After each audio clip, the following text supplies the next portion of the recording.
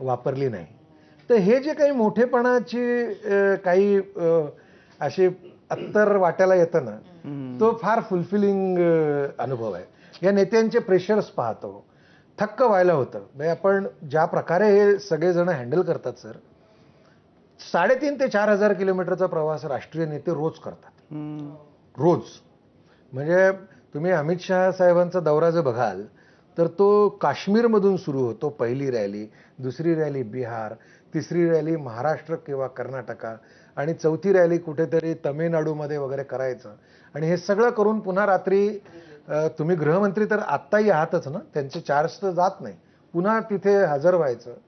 हे इतकं टायरिंग असतं, इतकी जास्त विमानं आणि इतकी जास्त हेलिकॉप्टर्स. आणि तरी आपण बघतो की तेव्हा ते आटपाडीच्या बद्दल बोलत असतील तर ते उल्लेख करतील तिथे मतदारसंघात की आम्ही हे पाणी आणलं, ते पाणी आणलं.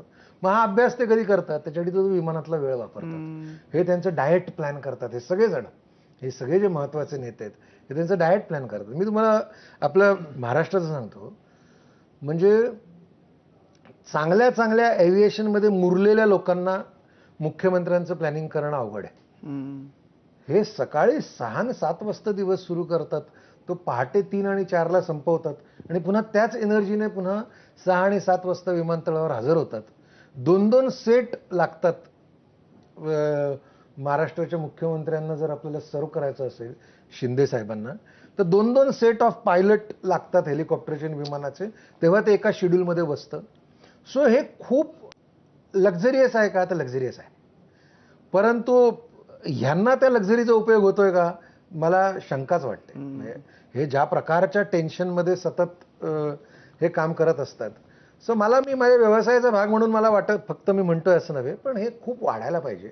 याच्यात खूप कंपन्यांनी यायला पाहिजे, खूप हेलिकॉप्टर्स आणि विमानं. आपला मोठा देश आहे. हा देश गाडीनं येणं करण्याजोगा देशच नाही. म्हणजे खरं तर गेल्या काही मिनिटांमध्ये